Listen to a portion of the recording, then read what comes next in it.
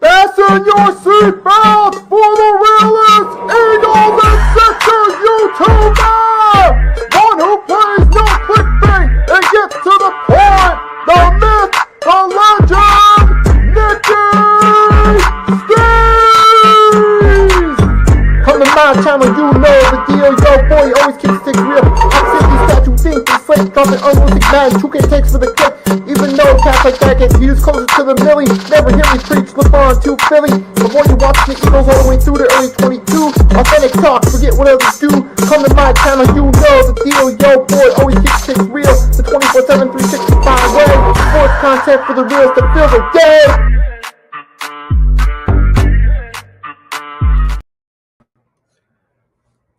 Good afternoon, folks. It is Tuesday, January 20th, 2026, and we are here for episode 44 of the 3-Point Blitz, folks. It's been close to a year since this thing started, and we're still going strong. I remember we did the very first episode on a Sunday. This was like late February, early March last year we did it. We did it, as always, on my channel and the Hardcore Sports Network. Then we did it on Mondays for a few episodes. Now we're officially set on Tuesday at noon. In all those episodes, we did have one episode where I was joined by Coach Ed Gladney during the middle of the summer when the biggest thing going active at the time was the WNBA. We talked a little bit about the rise of women's sports. And in that, I ranted about domestic abuse by athletes, where me and Coach had a discussion on it. And now here we are, getting around NFL playoff time. We're kicking off the rant of the week with a similar situation. Actually, matter of fact, we're talking about the exact same person I mentioned in that rant of the week for episode 18. Folks, Gervonta Tank Davis, who I mentioned in that episode, is at it again with domestic abuse. Now, in this case, though, his most recent felony apparently happened in October, several months after that episode of the 3-Point Blitz, where me and Coach talked about this guy having a history of abuse with women. Now, here we are again, but this time around, it's not a girlfriend. This time around, it's a former girlfriend. So, now this is 1, 2, 3, 4 incidents of some form of assault in one way or another, either against a girlfriend, former girlfriend, a friend. In some way, shape, or form, this guy is now wrapped up his 4th assault charge. And this is real dangerous, though, too. The fact that this is a man who, mind you, was following his ex-girlfriend, mind you. So obviously, they had already split up by this point. And Davis reportedly followed her and apparently threatened to kill her. And there's apparently a videotape that has part of it that shows him behaving inappropriately. Matter of fact, this is the same guy who I said has this history. Mind you, had an incident caught on camera at the weigh-in for one of his boxing fights of him grabbing the person by the throat. This was years ago, so we've actually seen video of this man. Now, granted, the throat part is only a small part of the story, but the fact that we've seen that tells you that here's a guy who is capable of assaulting women. We know just from that short video he's capable of doing it. And the fact that his name's been brought up in these situations, not 1, not 2, not 3, but 4 times in different situations. No, that's the pattern. That's a repetitious pattern that we talked about. And here we are all over again. The reason I bring it up is because it seems like a lot of times domestic abusers, particularly pro athletes who are domestic abusers, regardless of sport, often get a slap on the wrist. In this case in point, the guy we're talking about here, we talked about it back in July, and now here we are in January 2026. We're talking about a separate charge from an incident that occurred 3 months after discussing this. So the problem with athletes getting a slap on the wrist is they're more likely to repeat. The last time we talked about this, a few weeks after episode 18 in August, the charges were dropped. And then 2 months later, a different situation happened. I mean, look, professional athletes need to be held accountable, period. Number one. Because we've seen a lot of people that get passes, they're more likely to repeat. Remember Josh Brown, the kicker from the Seahawks and Giants from years ago? Remember he had numerous incidents until he finally got caught. And then even Adrian Peterson, remember, he got slapped on the wrist after slap on the wrist. And first it was the hitting his son with the switch, remember? And then there was the other supposed domestic violence incident. There's been DUIs. And that's part of the problem with athletes getting a slap on the wrist is they're more likely to repeat over and over again.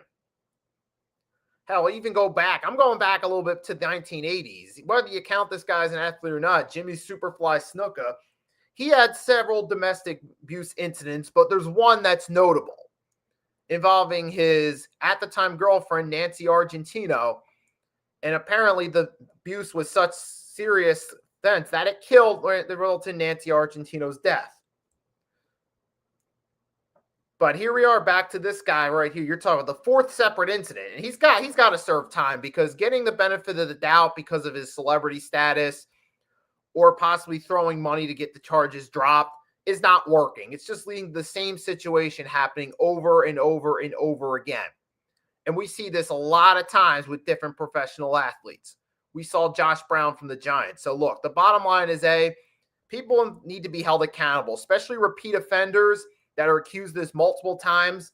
Hold them accountable. They got to serve time because it's not going to stop. And for anybody out there, whether it's a man or a woman, from a figurative standpoint, know who you're getting in bed with, figuratively. Do your research on these people. Because for anybody, especially any women in the Miami area that might be able to get close to Gervonta Tank Davis, they should know his history full well at this point and know that getting involved anywhere near this guy is a bad idea. So there's just that part of it too I got to bring up. This is a serious subject too.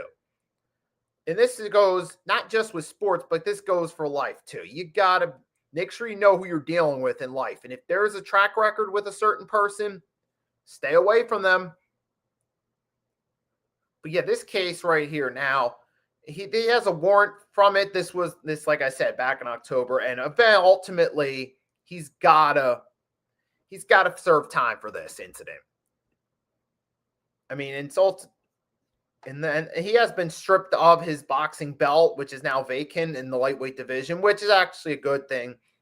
At this point, he shouldn't even get his license to box again. At this point, to have this many incidents. So it's ultimately the sports too have to hold these guys accountable for their behavior too. Whether you're talking NFL, NBA, boxing, mixed UFC, tennis, FIFA, whatever organization that athlete's a part of that gets involved in these serious felonies, they need to also hold them accountable. And if it's serious enough, strip them of their license or suspend them for a season, depending on which sport you're talking about. So I'll say that this is why you got to take repeat offenders seriously, because they're more likely to repeat again. And I'll end it on that note. Now that we got that part out the way, we're moving on to the NFL. Let's talk about, before we get into the games, let's talk about the news that's come out the last couple days. Because yes, we're going to talk about the divisional round for sure. But we also have several teams have made new moves and have changed up at the head coaching position. We've had the New York Giants have officially hired John Harbaugh. They've got a 5-year deal. And then you also have the Atlanta Falcons got former Cleveland Browns head coach Kevin Stefanski. And then you also got the Tennessee Titans got former Jets head coach and 49ers defensive coordinator Robert Saleh back. And then you got the Miami Dolphins hired Packers defensive coordinator Jeff Hafley. Now, obviously, of these main four right there, the most notable one is the Harbaugh to the Giants. Because we're talking about a New York Giants organization that post Tom Coughlin, they've had mostly losing seasons, had 2 runs of the playoffs, years apart from each other. Once in 2016 where they got bounced by the Packers with first-year head coach Ben McAdoo, only to go 3-13 the next year, almost as if that season never happened. And then you had the 2022 year, the Giants made it first-year head coach Brian Daboll. Then the next year, they became one of the worst teams in the league, and it was almost like that season never happened. Now here are the Giants, after all those years, 2 playoff appearances stretched years apart, they hire former Super Bowl winning head coach John Harbaugh to try to turn the ship around. Now, in terms of bringing credibility and a respectable voice to the locker room, Harbaugh is an upgrade for the Giants for sure. And this at least gives them some potential. And there is the possibility, though, too, that maybe 1 or 2 Ravens players that are free agents coming up might go to the Giants. Isaiah Likely's been rumored to be a hot target to possibly sign with the Giants and follow Harbaugh. And that would certainly help Jackson Dart if that happens. But that's not till March, so we still got the rest of the NFL playoffs for that. But the point I'm getting is there's a lot of positive possibilities for Giants fans in their point of view. But also at the same time with Harbaugh, we got to remember this is a guy who has underachieved in Baltimore with the talent he's had. Remember, John Harbaugh has had the most double-digit fourth-quarter blown leads of any coach since 1993. And then one of those included was a loss to the Giants in 2022 where they blew a big lead. So we know the Baltimore John Harbaugh has a habit of not being able to keep his team in the game for 4 quarters. And that cost them 2 games last season that would have resulted in them winning the division. That being week 1 against Buffalo and then week 16 against the Patriots, both on Sunday night, where they had leads and blew it in the 4th. So there is that factor as well, that John Harbaugh has underachieved with the talent he's had. So you got to wonder with the Giants, I mean, even though I'm sure that they could be better, they'll be a better team, but how far will they go? Will they kind of just become middle of the pack like they were the last year of Harbaugh's tenure with the Ravens? Or will the Giants be a better team?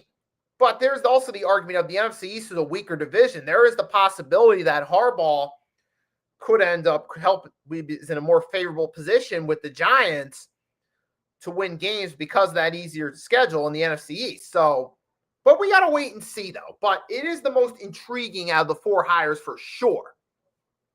Then we get to the Atlanta Falcons, Kevin Stefanski. This is an interesting one. Now, Stefanski did, to his credit, get the Browns to the playoffs twice in 2020 and 2023. Considering how dysfunctional that Browns front office is, the fact that he could get them to the playoffs twice, that's actually a respectable accomplishment. And on paper, with him going to Atlanta, he could be in a better situation talent-wise, because the thing is, the Atlanta Falcons, they don't have any like superstars. And by superstars, I mean top jersey sellers, guy that can instantly sell tickets. They don't have that guy on their team right now. They have talented players. So for a guy like Kevin Stefanski, who led a dysfunctional Browns team to the playoffs twice, that could be a green flag right there that Stefanski could help the Falcons. But there's also the question of what do they got with their quarterback situation. Cousins is hitting the free agent market. Michael Penix Jr. was a long injury history. You're unsure about his future. That's going to be an interesting question. But we also got to wait for the offseason. And then for the Titans, Rob Saleh going to the Titans, it's like him going to the Jets all over again. At least that's what it feels like as of right now. It's like, geez Louise. He was so desperate for a head coaching job. He accepted the Titans offer. I mean, I don't know what type of money they threw at him, but that's hiring just... Look, I mean, granted, you can say that's... I mean, with the whole Jets thing, multiple factors played a role in Saleh not getting that team to its full potential. Lacking a real quarterback was one of them. But still, look at where the Titans are at. This is like, they're almost as dysfunctional as the Jets are at this point.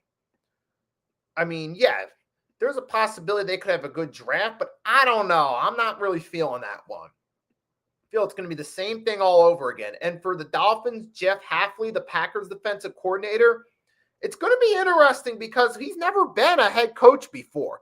He did a really good job his 2 seasons as Packers defensive coordinator and made them one of the better defenses in the league. That is true. However, how's that going to translate over to him being a head coach where you got to be responsible for, player personnel, your depth chart? You got to look at offense and defense. So I don't know. I'm kind of iffy on how that one's going to work. I'm not saying it's going to be good or bad, but we got to wait and see. And that's crazy to think about because then there was something else that happened coaching-wise, which we'll get to in a minute. But first, let's talk about the divisional round games. We start off with the game that kicked off the festivities on Saturday between the Denver Broncos and the Buffalo Bills. And what a fun game this was, folks. The Bo Nix enigma was on full display here in this one. And yes, I say the enigma because Bo Nix has been one of those quarterbacks that 1 week he'll have a phenomenal performance and he'll play a key role in the Broncos offense cruising to victory. See the fourth quarter comeback against the Giants, the shellacking of the Cowboys as 2 games. But then there's other games like the Raiders game where the Broncos win, but they perform in such underwhelming fashion that you were into one. It felt more like a Tebow-ish type game. It's like, I swear, Bo Nix he's that mix of a guy who looks like a promising quarterback, and sometimes he has those Tebow-ish type games where they win in spite of him. But in this case, the Denver Broncos ultimately took care of business and beat the Buffalo Bills. And this was a good game. What is up, Grega? What is up? Thanks for stopping by. You had first half, it was the Denver Broncos show. They were up 20-10 going into the locker room. Nick Bonito got a strip sack, which helped play a role in the Broncos taking that 20-10 lead at the end of the first half. Then the second half, the Bills offense started to click, and they were able to move downfield. You even had Matthew Prater, the former Broncos kicker, hit a 50-yarder to send it to overtime. But then we get to overtime. The infamous, the crazy interception. I don't know, man. I'm going to have to let you guys discuss that one right there. Because that was a controversial call for sure, because I get the whole rule that you got to survive the ground, but usually you would think that would result in an incomplete pass, though, usually. And I know it's kind of the same Calvin Johnson, Des Bryant rule, or who's the tight end from Pitt, Jesse James from Pittsburgh that one year. It was that rule right there, which, yeah, I mean, but it is what it is. And ultimately, the Broncos won this game. Now, Bills fans are probably going to feel like they got cheated and they got robbed. But at the same time, here's the thing. They had 5 total turnovers in the game. You still scored 30 points in spite of it. If you keep those turnovers, particularly the first 4 before OT, from happening, you potentially win that game. So you can't just solely blame it on that one call. I mean, you can debate the call, whether it was right or wrong, and say that it was the wrong call. We're allowed to have that discussion. But at the same time, we can't say that's the sole reason the Broncos won. They were up 20-10. And ultimately, Buffalo, if they get started in the first half, they get that offense going a little bit quicker, then ultimately they don't find themselves in that situation where a call could make the difference in the outcome. So, yeah, those turnovers, particularly that strip sack at the end of the first half, which helped give the Broncos the momentum going into the locker room at halftime, it changes. And then, unfortunately, too, for the Broncos, despite winning this game, the football gods unleashed its karma, because Bo Nix has an ankle injury that's putting him out for 4 to 6 weeks which means he's out for the remainder of the playoff run. After this phenomenal season, despite winning the game, Bo Nix goes down with an ankle injury. Now, Jarrett Stidham, who's been limited as a starter in his NFL career, has mostly been a backup, will get the start for them in the KFC Championship game, which we'll talk about later. But that's a tough predicament for the Broncos. Now, we know from history, it is possible a team could win with a backup quarterback. It's been done before. Eagles with Nick Foles, we remember that. Giants with Jeff Hostetler in the 90s. Hell, Ravens with Trent Dilfer. I mean, Kurt Warner with the Rams was technically a backup the first go-around, so it could happen. But the odds are stacked in this one, because you're bringing in Jarrett Stidham in the AFC Championship game under high pressure circumstances with no time to warm up. At least with Foles, he had a few games during the regular season. He had 3 to 4 games to get ready for the playoffs. Jeff Hostetler had more time to get ready for the Giants. Kurt Warner had the whole regular season to get the Rams in position. But in this case, with Jarrett Stidham, you're going to go right in that AFC Championship game against that New England team. That's going to be tough to overcome without even having the opportunity to get an easy start under his belt. But the Broncos do win, and it was an awesome game. But on the flip side, for the Buffalo Bills, this follows the trend of coming up short in big game situations. And the Buffalo Bills decided to follow that up Monday morning by parting ways with head coach Sean McDermott, who's been there since 2017. I mean, hey, we've seen this happen before. We know that sometimes a coach could be consistently getting a team to the playoffs. You could have a really strong roster, but sometimes you just need a change. You just need a change at the coaching helm, and that can make all the difference. We've seen it happen before a couple times. We saw with the Denver Broncos, with John Fox to Gary Kubiak. In between Super Bowl 48 and 49, they went one and done against the Colts led by Andrew Luck. They moved on from John Fox, brought Gary Kubiak in, and they had that same roster, went on to win a Super Bowl. We all know about the Tampa Bay Buccaneers. After losing to the Eagles for the second straight year in the opening round, parted ways with Tony Dungy. They did the infamous coach trade with John Gruden, got him, which actually that was a win-win for both Dungy and the Bucs, because then Dungy got to go to Indianapolis with Peyton Manning as his quarterback and win a Super Bowl there, and then the Bucs went on to win a Super Bowl with Gruden with that same roster. So the Bills could possibly benefit from this situation if they hire the right guy to replace McDermott. Maybe they just need that change in the locker room, changing culture to help them get over the hump. Like I said, it worked for the Bucs once. It worked for the Broncos once. It could work for the Bills. But now the question is, who should the Buffalo Bills hire? Because I know people are talking about, there's a lot of there's speculation going around that maybe Brian DeBall could be the guy. Because the thing is, well, Brian DeBall is going to be in a better situation with better talent around him, and he's more of an upstate New York person, so he'll be closer to home. And I could see that. But you got to remember, Brian DeBall also had 2 losing seasons and got fired midway through his 4th season with the Giants. So there is that red flag as well. I mean, they're going to be, so there's that. I mean, there's also talk about Davis Webb, the Broncos pass game coordinator and quarterbacks coach. I mean, I don't know. Maybe Grant Udinsk, if I'm pronouncing that right, Udinsk, maybe him. He's the offensive coordinator for the Jaguars. So there's definitely potential names out there. And that Buffalo Bills head coaching job, there's probably going to be a lot of interviews because you're going to have a lot of offensive coordinators looking for that job. So that's going to be an interesting search right there, because that, and I think the Eagles offensive coordinator opening are 2 of the most lucrative coaching openings going on right now in the NFL. But here's another possibility that I think would be the smartest move. Promote offensive coordinator Joe Brady to head coach. And Joe Brady's done has chemistry with Josh Allen. He knows how to build up this offense. And hey, who says it can't work? I mean, it could work. He's been there, right? How long has he been there?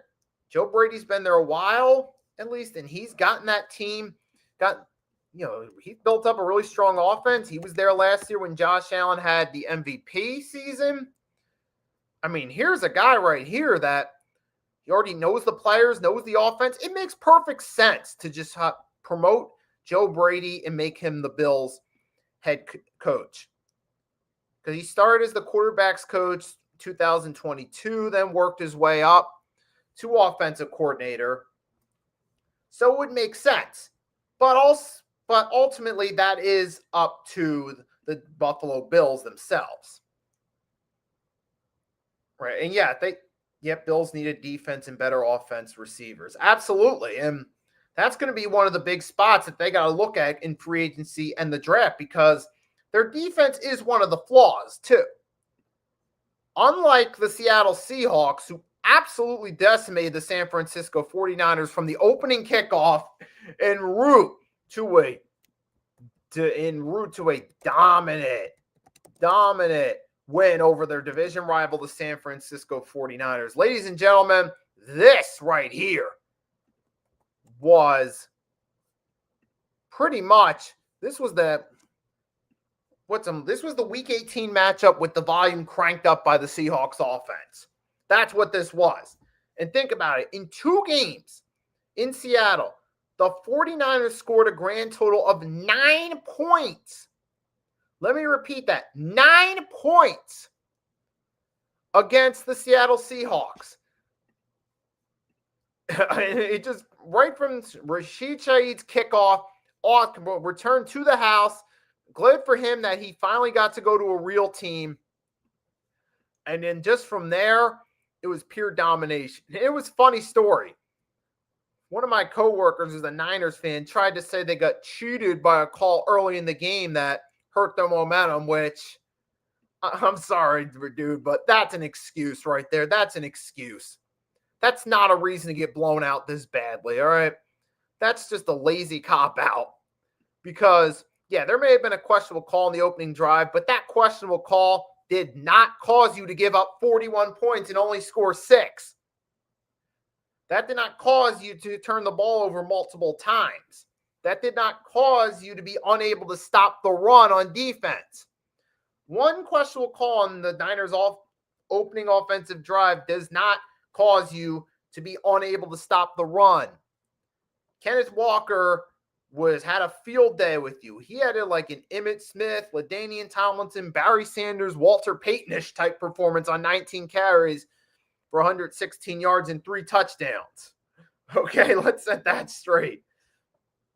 I mean, Kenneth Walker was automatic that they could just run the ball. He can cruise to victory all day. And they got 3 turnovers, 2 fumbles, and an interception from their defense. That really helped out too. I mean, dude, the 49ers, I'll say this, man. A lot of people don't talk about it, but remember when the Niners had the number 2 pick in the 2027, or not 2020, sorry, what was it? 2017 draft. They took Solomon Thomas. They could have easily took a quarterback. They could have went for Watson or Mahomes. Granted, Watson would have became the backfire in the long haul, but for the short term, they would have had something going good. And Mahomes, yeah, they missed out on a big opportunity there. So no offense to Brock Purdy, because Purdy is a good quarterback, but when you had the opportunity to potentially draft a franchise quarterback and you passed on it, looking back in the long term, that's going to sting, especially after you get embarrassed in the playoffs. This way, only scoring 6 points against the Seahawks. And there's the other factor too, man. Because going into this game, Sam Darnold had an oblique injury, which is around this area right here, your midsection. So, that can be a huge factor. That can limit your mobility and your ability. I mean, you would have thought if the Niners were bringing the blitz, which fortunately for Darnold, they did not, that would limit their ability to move and make plays, but not in this case. So that concern ended up being invalid with the way the Seahawks just destroyed the Niners. And you got to wonder with the Niners, are they kind of getting to the Sean McDermott Bills territory where maybe they need a fresh voice in the locker room despite their regular season success? And don't get me wrong, Kyle Shanahan is one of the better coaches, but this could be like a Tampa Tony Dungy situation. If you guys want to debate that in the chat, you're more than welcome to. And for Brock Purdy, man, look, he's a good quarterback, but in big game situations like this, that's not telling me that he's the long-term answer to get this team back to the promised land. I mean, he's a good quarterback in the regular season, but performances like this do not put you on the Tom Brady, Peyton Manning, Joe Montana, Aaron Rodgers, Dan Marino, tier for all-time quarterbacks. But credit to the Seahawks. It looks like this is the Legion of Boom 2.0. Now, I know they haven't embraced it yet, but this kind of is the Legion of Boom 2.0 when you look at the way they've been playing. It is. But you got to give big credit to this entire team. And unfortunately, though, for the Seahawks, Zach Charbonnet is out. And also left tackle Charlie Cross went down with an injury. Charbonnet is out. Charlie Cross, the tackle, is questionable. So that's going to be interesting against the Rams. How does their run game? It's going to be interesting to see how that plays out. Now, you still got Kenneth Walker, who is a really good running back. And when his game's on, he can rip apart defenses. So I still got the Seahawks having the advantage going into next week against the Los Angeles Rams, which, while we're on that subject, why don't we just talk about how the Rams got there? Because I think we all agree, unless you were a Seahawks fan, this was kind of a boring game. If you're a 49ers hater, you probably enjoyed it to a certain degree, but this game, for a lot of us, with all due respect to Bo and anyone else who's a Seahawks fan, this was the more interesting game for everyone else, particularly those who don't have a dog in the race. Rams and Bears. Oh, this was a fun game. This was hyped up to be a heavyweight showdown from a football standpoint, and in that perspective, it was. We had the second game of the divisional round weekend that went to overtime. And just like the Bills and Broncos, it was decided by a turnover.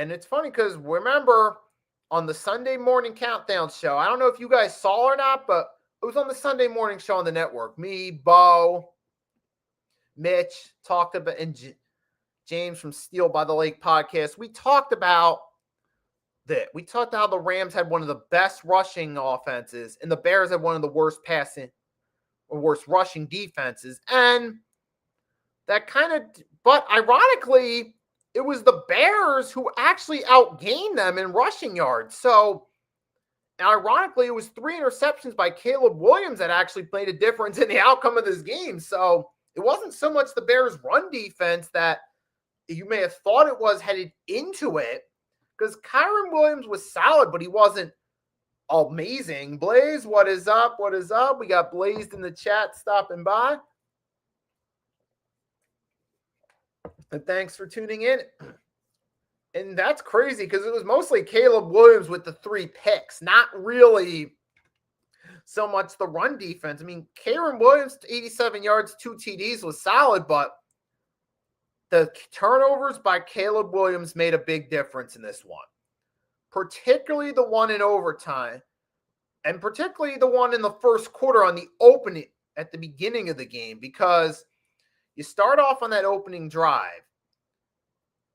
You're doing pretty, you go through an interception, and then after the interception by Durant, all of a sudden the Rams go down the field, 14 plays, score the touchdown first. So there's your first interception that makes a huge difference. And then you had a turnover on downs where you tried to go for it in the second quarter and didn't convert. And then there was an interception in the third quarter where the Bears didn't score any points, mind you. So you're talking about several failed 4th down conversions and 3 interceptions that played a role in this game. And then Greg says, I don't get Caleb. He makes great throws, then throws a horrible INT. I mean, hey, that's football for you. We have a lot of quarterbacks who do that. And I guess sometimes they just become so desperate to make a play, and maybe they get a little overconfident in their abilities, and they try to force plays they shouldn't make. I mean, trust me, it happens. Caleb Williams is not the only one. It's just, I mean, that's my explanation, or my theory as to why a guy like Caleb Williams does that. And he certainly wouldn't be the first quarterback to do it. But then you get the Rams, and let's be real. And this was a cold weather game where the Rams offense wasn't particularly great either. And they weren't, I mean, they were good enough to win the game and score 20 points, but they weren't great. Like, you look, their best offense did come from Kyron Williams, but if you look at their receivers, who really had a standout game in this one? The real answer, nobody. Nobody really had a standout game. And I'll say this, the last pick, I got to give credit for that last pick in overtime, because that was an amazing play. Because then you get the Bears have the they convert the 4th down to go ahead. No, sorry, they convert 4th down to tie the game in the 4th quarter, 17-17. You're like, all right, Bears are still here. You're thinking that maybe they're going to win again. You're thinking the Chicago Bears team that's been following Rocky scripts all season, basically. You're thinking they're going to do it again, but then come 4th quarter, after that touchdown, then you get to it. Coin flip, Bears win. They start to move a drive downfield. You're like, here we go again. The script's playing out. And then Caleb Williams makes that horrible throw. Well, he makes at first what looks like a good throw, but it's intercepted. Who was it again that got the interception? I'm trying to remember his name, but he made a phenomenal diving play at a ball. It was Cam Curl. That's right. Curl made that amazing pick. So I got to give Cam Curl credit for that one right there, because that looked like a completion at first and a potential touchdown. But Cam Curl dove in front and got the ball for the Rams. Rams marched down the field. Now we're set. Rams, Seahawks, NFC Championship game. Boy, I can't wait. And as far as and here's a fun fact. We had technically two snow games on Sunday. There was some snow at Soldier Field, and there was also some snow in Foxborough. for the Patriots and Texans. Oh, my goodness. New England Patriots. Look, congratulations on making it back to the AFC Championship game. Salute to Mike Vrabel for the quick turnaround. And I loved what I saw the footage in the locker room when after the game, he's greeting all his players with high fives and hugs as they walk by. That was a nice little scene, nice little team morale booster.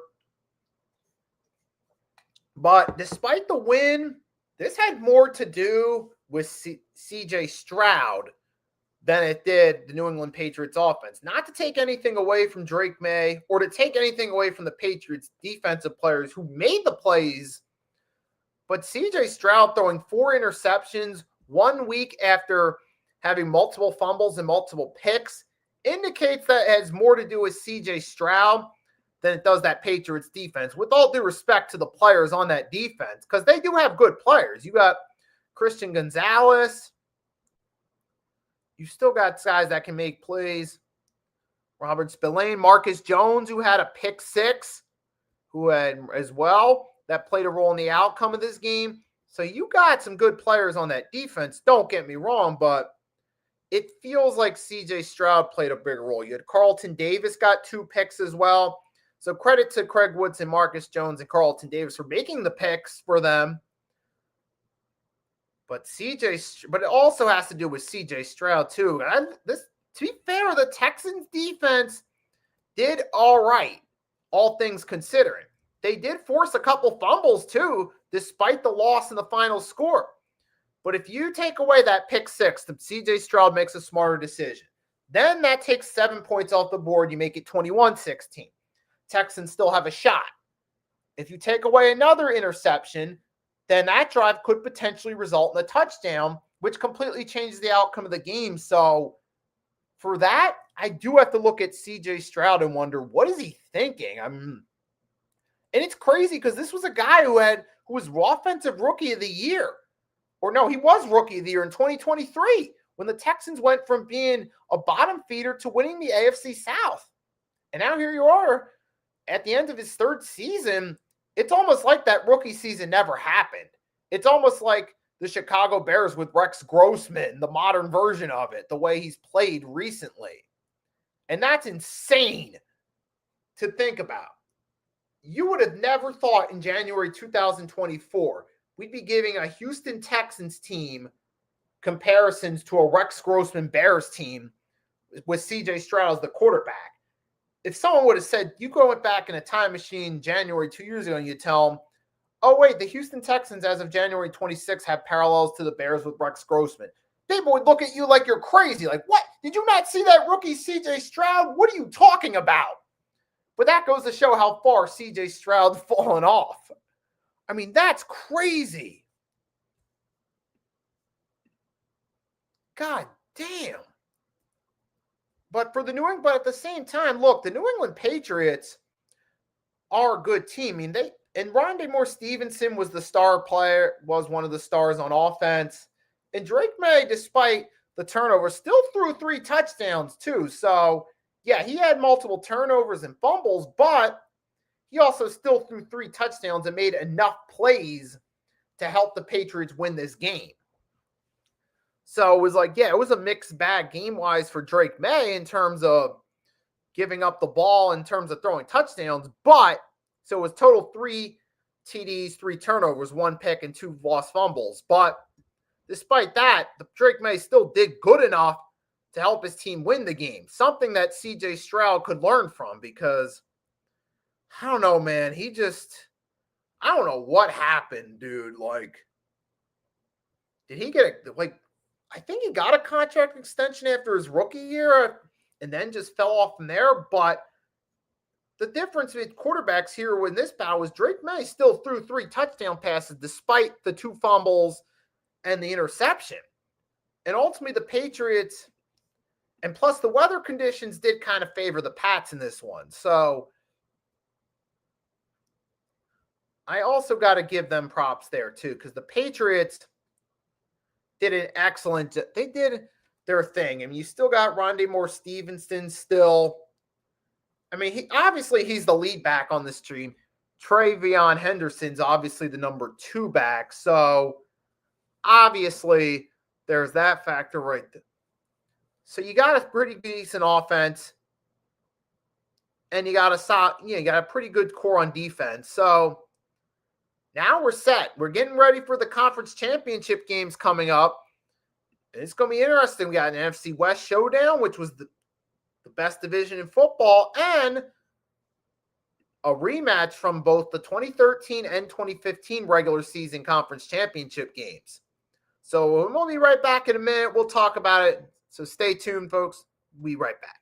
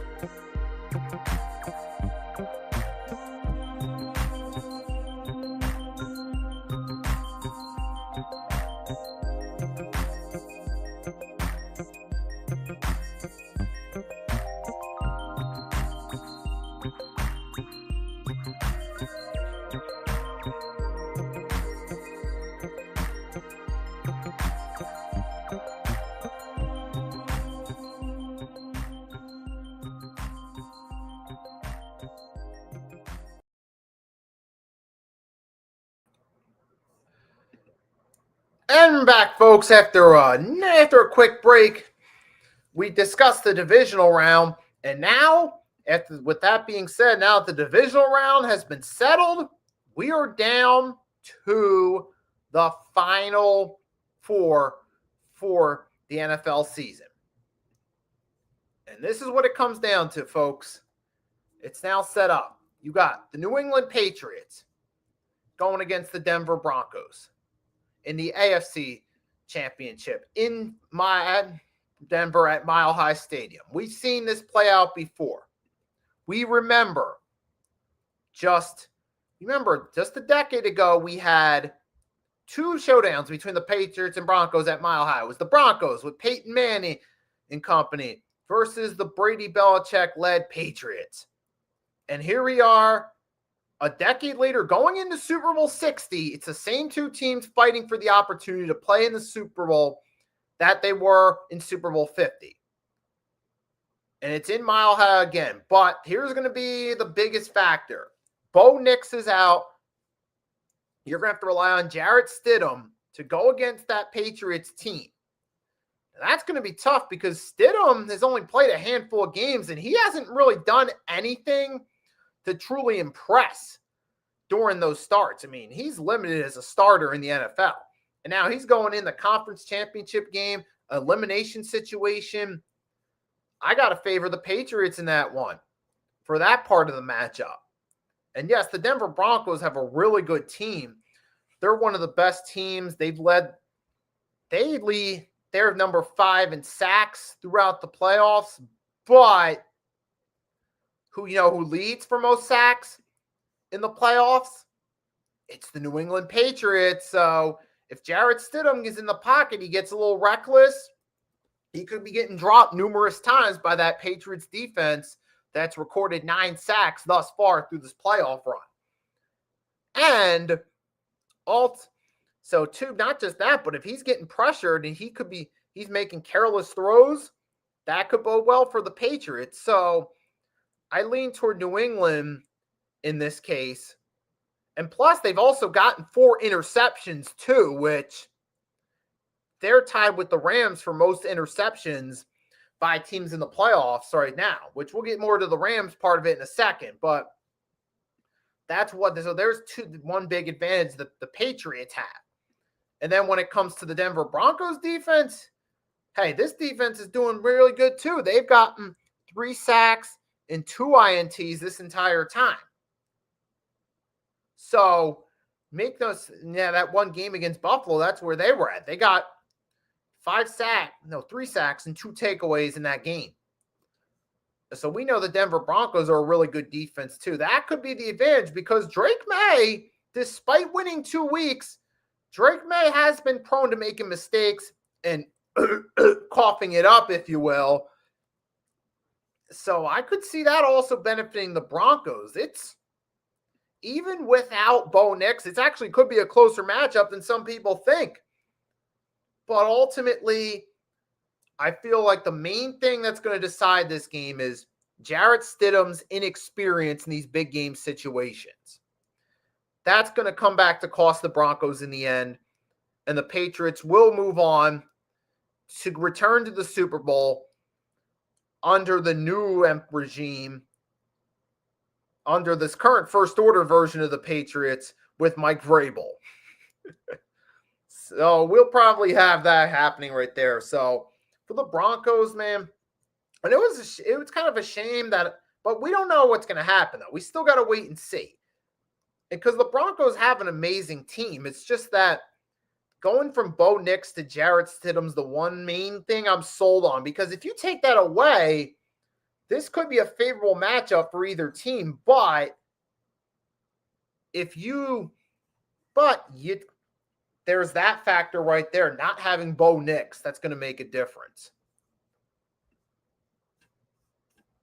Like, I think if this injury would have happened late in the season and Jarrett Stidham would have at least had a week or 2 to get acclimated with the offense, then maybe I think the Broncos could stand more of a chance. But we'll still have to see on that one because either way, I'm expecting a more of a lower scoring game, kind of similar to what happened with the Bears and Rams last week. I'm expecting a similar type of game where You don't get a whole lot of points.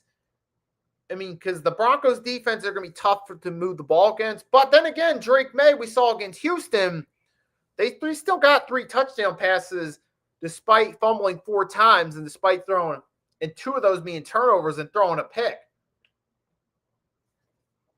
So we know based off what Houston did, this could end up being, that Drake May is prone to making mistakes. But I think this is probably going to be like the Texans game for the Patriots all over again. And I wouldn't be saying that if it were Bo Nix, but because it's Jarrett Stidham, I'm a little bit concerned about where they're going to go.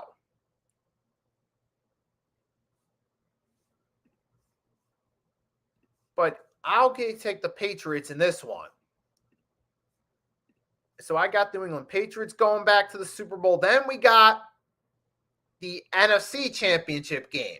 It's only fitting that this came down to 2 teams in the NFC West. The NFC West was the best division in football all year, and it's only fitting that now 2 teams from that division are competing for an opportunity to go to the Super Bowl. That being the Seattle Seahawks and the Los Angeles Rams. And now, man, we saw back last time these 2 teams played in Seattle. It was earlier this season on the Thursday night where the Seahawks had that incredible comeback, followed by a game-winning decision in overtime to go for it. This is going to be interesting this time around because the biggest difference between the 49ers and the Rams is the Rams can find ways to move the balls against the Seahawks, despite the fact the Seahawks have an excellent defense, where we kind of saw with the Niners, they couldn't really move against them at all. They couldn't. But on the other hand, the Rams can. The Rams beat them the first time at home. They scored 21. And even in the overtime loss, they dropped 37 points. So this Rams offense has a better shot against the Seahawks than the Niners do. Because you got Matthew Stafford's been having a phenomenal season. Potential candidate for MVP. Potentially. And then you got the Seattle Seahawks, basically the Legion of Boom Part 2. You got DeMarcus Lawrence, who still fills a role as a leader. You got other guys in that mix, such as you got Leonard Williams, who's leading the way, 7 sacks. You got Ernest Jones, still a solid piece. Kobe with a C. Bryant. You still got a lot of pieces on that defense. The Seahawks have found 3 turnovers throughout this run so far. I mean, they got 3 turnovers against the Niners. So they're also a really good defense. But the Rams, don't count out the Rams offense. Do not count them out at all. You still got Matthew Stafford leading the way. Kyron Williams still a solid option in the ground game like we saw against the Bears. So, and the Rams are still 4th for most yards. So they have one, they're still doing good. And to be fair, the Rams have gotten 4 turnovers throughout the playoffs. They got 3 against the Bears. And Sam Darnold is prone to making turnovers. So that's an interesting matchup on the flip side, too. You're like, wait a minute. Yeah, hold your horses, folks. The Rams defense, particularly against Sam Darnold, could make plays. So then there's that fact. You remember Cam Curl interception. And you're talking about a really good Rams team here. And again, granted, they did have a tough time against the Panthers too, but the Rams still did enough to win that game. So I'll be curious as to how this is going to play out here. But you got to remember too, the other factor is it's in Seattle. You got the 12th man. The Rams have already had to play twice on the road, and going a 3rd time on the road can sometimes come back to bite you. See the Philadelphia Eagles in 2008 against the Arizona Cardinals. Now, that's not the only reason they lost that game, but that's just in one example. See the Tennessee Titans in 2019 Or see the Jets in 2009 and 2010, back-to-back years, they had to try to go 3 straight. They only got to the conference championship. But back to this game itself, though. The point is, though, there is a home field advantage for the Seahawks. But, this looks like I got to say, this is probably going to be a close game in this one.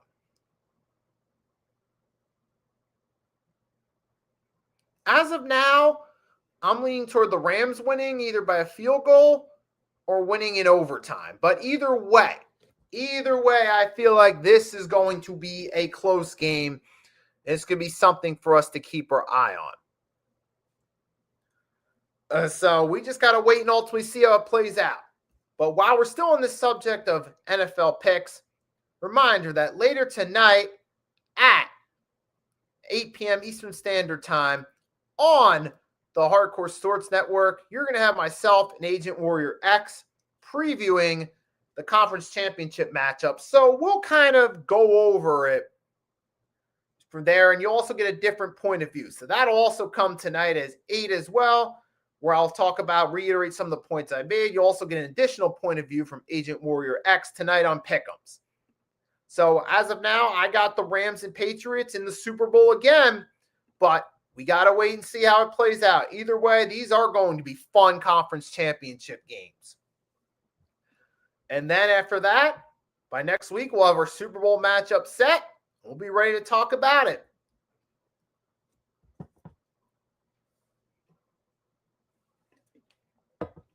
But with the NFL season winding down, that also means the NBA starts to pick up a little bit.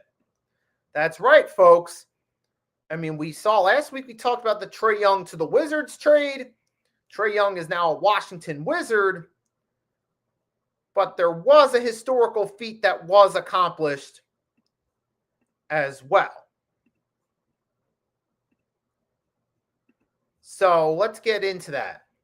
Kevin Durant now passes Dirk Nowitzki for all-time career points. So it happened last week. Durant passed Nowitzki later in the week. He now has 31,562 career points, and now he's 6th all-time on the NBA's scoring list.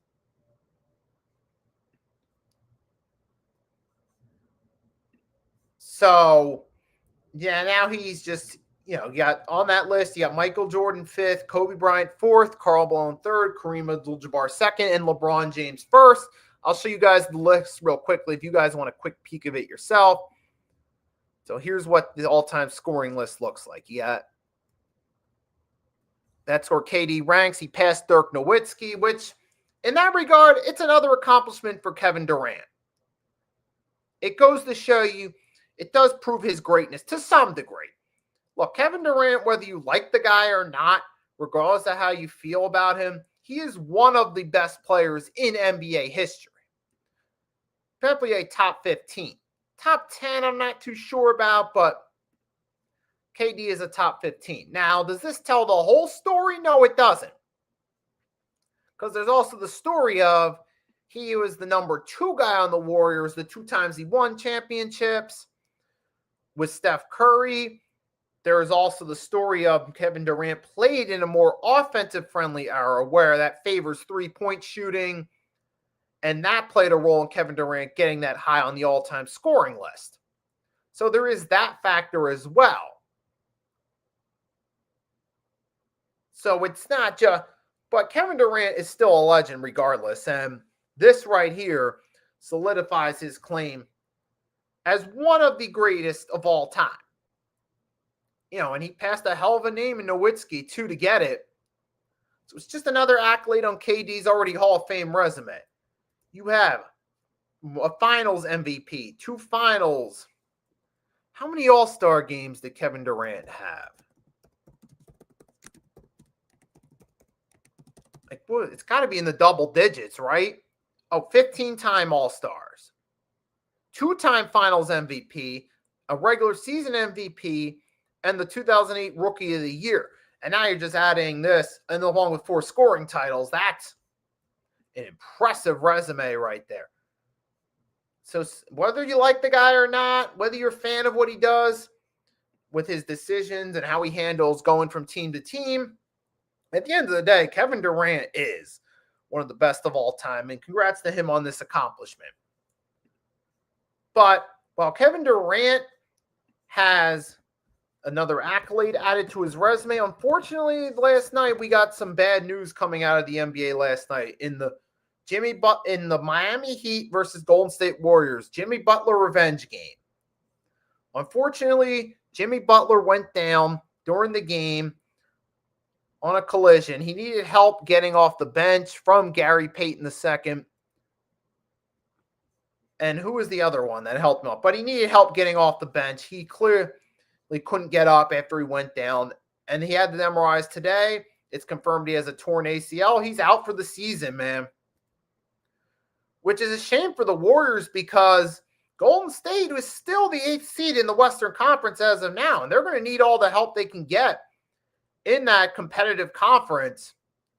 And now here you're talking about Jimmy Butler going down with a season-ending injury. Mind you, you're talking about a Jimmy Butler who's 36 years old. He's getting to the twilight years of his NBA career. Now you're expecting him to come back from a torn ACL. That's tough to ask for out of him. You remember, this is kind of similar to what happened with Kobe with his Achilles injury. It happened late in his career. He just never was truly the same player again. And the Jimmy Butler,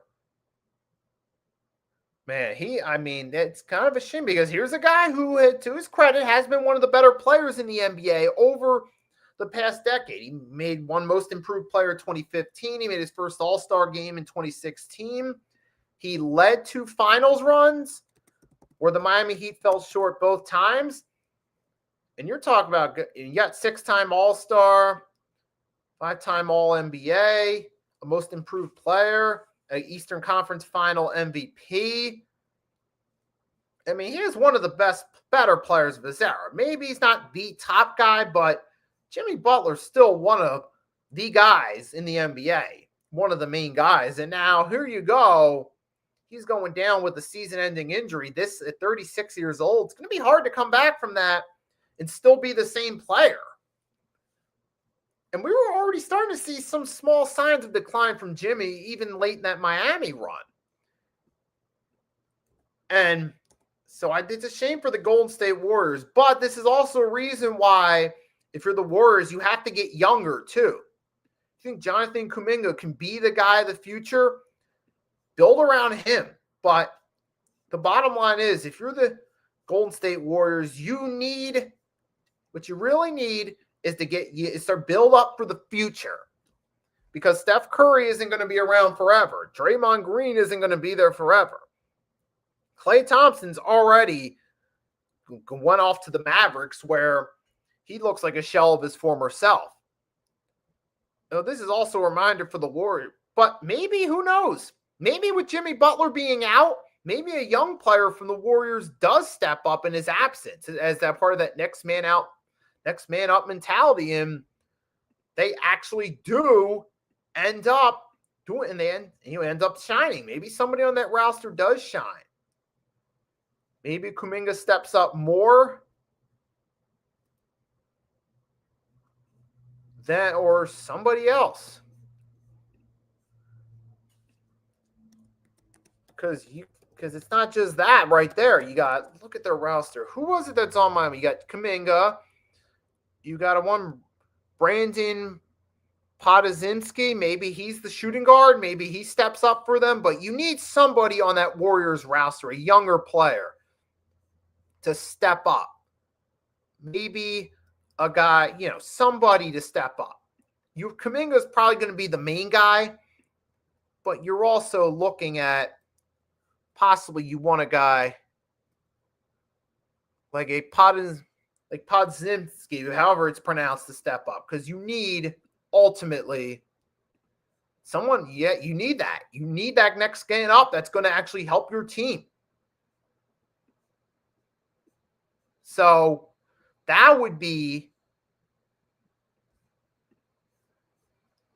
that's important right there. But we have to wait and see those. But for Jimmy Butler, I feel like this is kind of the beginning of the end, man. Injuries ultimately happen. They're part of the game. But you got to adjust. And the Warriors, it's been time to get younger now. They're still trying to hold on to the core they got. They want Steph Curry and company to ride out their career. And, now credit to Steph. He's really the last of those loyal players that stayed with the team. But we got to see where they go from there. For Jimmy Butler, say what you want to say about the guy, whether you like him or not. Prayers up to Jimmy Butler on a full recovery. And we'll see. And hopefully he does make a full recovery, at least for his own health's sake. Now, I don't know if he's going to come back and be the same player that he was, but we got to wait and see. Because he's not coming back this season. If he'd probably be coming back at the start of next season. But we got to wait and see on that one. But there actually is one more NBA-related subject I want to talk about. Because there was a YouTube short I did about Ja Morant possibly getting traded. What I'm actually going to do is I'm going to share the screen from that YouTube short and pause it for you guys. I'm going to show the trades that potentially could happen. So this is from a YouTube short I did of a graphic from IG, from NBA Trade Center. They often do a lot of mock trades. And here were several mock trades that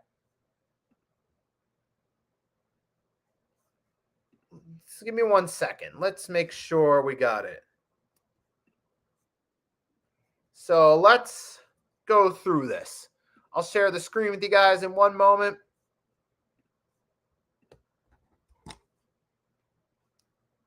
Here we go. So here was the first proposed one. Potentially Ja Morant to the Bucks, with the Bucks giving up Kevin Porter Jr., Kyle Kuzma, Gary Harris, and a 2031 first-round pick. Now, as far as this scenario goes, for the Grizzlies, that's not a good package for them. Kevin Porter Jr. could be a good piece. That's kind of more of an experimental run, though, because if you're the Grizzlies and you ultimately feel like you got to move Ja, why not get a guy like Kevin Porter Jr. who has potential and just see what he can do? Because you don't really have a lot to lose if this scenario goes through. You're already losing your star player. You're not going to be that great in the short term. Why not try with the talent you get in return and see what happens? But I still feel like you should at least get another pick in return. Try to get at least 2 picks in return. So I don't think that would be best for the Grizzlies, because you're not getting that pick till 2031, if that at all. But to be fair, you could always swap that for another pick in the near future as well. But I think in that scenario, you should at least try to get, if you're the Grizzlies, you should try to get at least 2 picks out of a Ja Morant trade if you go through with it. Now, for Ja to the Bucks, if Ja and Giannis could stay healthy, they could work their way up the Eastern Conference standings and at least be in the playoffs. But Giannis and Ja alone isn't going to win a championship for them. Granted, this would be kind of exciting to see. I like the idea of Giannis and Ja Morant as teammates. That would be fun to watch, but history has taught us just because a duo is fun to watch does not make them contenders right away. You see Carmelo Anthony, Allen Iverson in Denver. That was a fun regular season duo, but that didn't do anything for that duo come playoff time. Because both times they got bounced in the opening round, first by the San Antonio Spurs in 2007, then 2008 by the Lakers. Another exciting duo that you did have Kyrie and Luka, who did make a finals run together, and then ultimately Luka was traded before it ever fully materialized. I'm trying to think, who else is some exciting duo? Yao and T-Max, another. Actually, I compare the prospect of more Giannis and Ja more to Yao and T-Mac. Big guy, smaller guy. Yao and T-Mac were fun to watch. They were an exciting team in Houston, but, they were a draw, but come playoff time, it didn't materialize, in part due to injuries, because you're talking about 2 guys and Yal and T-Mac that when healthy were excellent, but also had their history of injuries. Now, in John Morant's case, he kind of fits a little bit of that T-Mac role of potentially being at risk of getting injured. Now, Giannis, to his credit, though, we know he has that chip under his belt, but I could see if something were to happen similar to this, Giannis and Ja, that would definitely boost Bucks home ticket sales and boost ratings on their home games or on their games, period, that are televised. But I don't think that's going to help them win a championship. And for the Grizzlies, I feel like you got to get another pick in the near future. And then you got this one with Ja Morant to the Nets. This would also lead to the Grizzlies getting Cam Thomas, Terrence Mann, Day'Ron Sharpe, and a 2028 first-round pick, which they got from the Sixers. But, I mean, for Ja, you're basically putting him in almost a very similar situation that he's in Memphis, where he's the main guy carrying the team. He's the main guy leading the way. That doesn't really work there. Now, for the Grizzlies, you do get Cam Thomas, Terrence Mann, Day'Ron Sharpe, and another pick in return. That's a decent package, but that doesn't move the needle for either team. To me, this is a lose-lose for both teams in this case. Well, kind of a lose-lose. For Ja, this would help make the Nets a better team, and maybe they'd be but there's the big if. Ja Morant would have to stay healthy in this scenario for it to possibly work out. And I don't know if that's going to be the case. That's the big if. But even then, if he does stay healthy, you're talking about reaching the playoffs as this Nets team ceiling. And as one of the lower seeds, meaning you're going to have a tough go in the opening round against either, if they do somehow make it to the play-in and win a playing game, you go against possibly either the Pistons or Knicks in the opening round. I don't know how that would work out. So I just think, it's kind of just putting him in a similar situation. Now, for the Grizzlies, yeah, they get a few decent players in return, but that's not really a needle mover for them. So I don't really like that trade for either team. And then last but not least, you got this proposed trade, Ja Morant to the Bulls. You got potentially Ja's contract to the Bulls. In return, you get Kobe White, Patrick Williams, Javon Carter, and a first-round pick from the Bulls. I mean, Kobe White, when healthy, that could be a decent piece right there. And Ja to the Bulls, well, he would have Vucevic, but Vucevic is a bit of an overrated player. Let's be honest. I mean, Nikola Vucevic is one of the most overrated players in the NBA. Let's face it. Just call it how it is. So I don't really know about this one either. I mean, yeah, Ja and Vucevic, that could maybe help their odds of going from play-in team to potentially making the playoffs, but I don't see them going very far in the playoffs. And to be fair, Ja Morant would help the Bulls with ticket sales for their home games, but yeah, this isn't going to turn them into a championship contender. And for the Grizzlies, look, all of these three trades right here, I don't really see this helping the Grizzlies in the short term. I think in a Ja Morant trade, the Grizzlies need pieces in return. They need multiple picks at least, not just, that's not just role players, because for the Grizzlies, you're in the Western Conference. It's a lot different story out west than it is in the East. And yeah. Now, in the Bulls case, really all three teams proposed in this case. The Bucks, Bulls, and Nets. You're talking about the Bulls are kind of mediocre. You're also talking about, it's the NBA Trade Center from IG. You're talking about that Bulls one right there. All right. Bulls, you go from probably playing team to making the playoffs as their ceiling. And then you get the Nets one. You're going to have to hope Ja Morant stays healthy just for them to even make the playoffs in that scenario. You're going to have to hope they make the playoff. you're going to have to hope Ja stays healthy just to even make the playoffs. In that scenario, they'd be giving up to Cam Thomas, Terrence Mann, Day'Ron Sharpe. That's not really a great scenario right there. And the one with the Bucks giving up Kevin Porter, Kyle Kuzma, Gary Harris. It would be fun to see Giannis and Ja Morant play together. That's a fun duo right there. But to me, it also depends on, all these scenarios depend on whether Ja can stay healthy or not. And for the Grizzlies, if you're going to give up Ja Morant, you got to get something in return. This team's 11th in the Western Conference, and you're in a loaded conference with a ton of good teams. You got the Denver Nuggets. You got, of course, the defending champ, Arku's OKC Thunder. You got the Minnesota Timberwolves. You got the San Antonio Spurs emerge into contention. You got the Rockets are still kind of that dark horse team. The point is the Western Conference is loaded with talent, and particularly the Spurs and Thunder with young talent in particular. That's what you got to watch out for. And even though the Lakers aren't necessarily championship contenders, they're still a formidable force in the Western Conference with Luka Doncic there. So you're in a tough uphill battle. If you're the Grizzlies, you need picks in return to rebuild for the future. You kind of need a similar package to what happened when they traded Pau Gasol to the Lakers. Just hope that this time the package in return, you get the pieces to help you get over the hump. That's really what the Grizzlies would need in this case.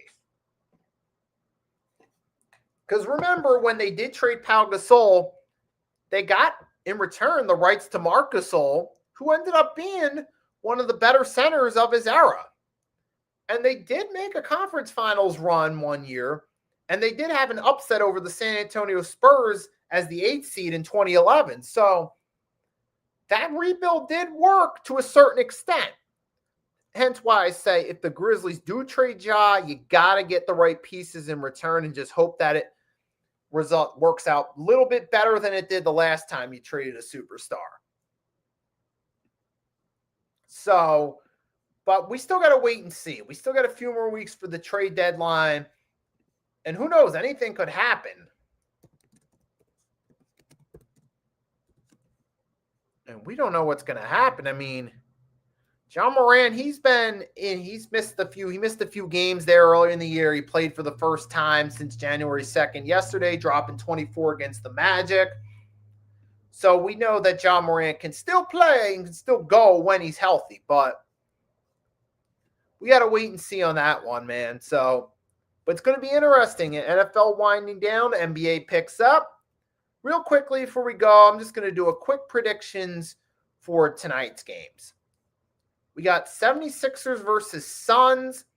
If the Sixers start their guys, I'll give the Sixers, but I could see the Suns winning that because as of lately, Dylan Brooks, Devin Booker, they've been doing pretty solid. I think Suns got a better end of that trade with the Rockets than we initially thought at the time. So that could be a toss-up if all the guys play there. I'll lean toward the Sixers, assuming their guys play, but that could go either way. Then you got the Bulls and Clippers. If Kawhi Leonard and James Harden are both playing, I'll give it to the Clippers, but that depends on if they're playing. Rockets, Spurs, I'll go with the Spurs in that one. And then T-Wolves, Jazz. Give me the Timberwolves over the Jazz. And our coup confirmed Jalen Green is back tonight for the Suns. So, I think it ultimately comes down to the Sixers if their guys play or not. Because, I mean, we know that 2 weeks ago they fell short against the Denver Nuggets without Nikola Jokic. And now you're going against the Suns, who are kind of a sleeper team in the West. I mean, not really. I don't see them as contenders, but they're kind of the team people tend to underestimate. On any given game night, if you underestimate the Suns, they could beat you. So we'll have to see on that, though. But, hey, man, it's just a call slate of games for the regular season, man. So I think that's all we got for you guys as far as content to discuss today. So I wanted to come on here early to get that rant of the week about athletes and domestic violence out the way. We talked about the divisional round, little mini preview, the conference championship. And later tonight, folks, at 8 p.m. Eastern Standard Time on the Hardcore Sports Network. Your boy Nikki Stees, Agent Warrior X going live. We're going to be talking about we're going to be talking about the conference championships there. So you'll get my point of view and Agent Warriors X's point of view later tonight. And if you haven't seen the pick'ems yet, here's what you'd be missing out on. I could see at least two teams missing out with a winning record. Houston and Kansas City.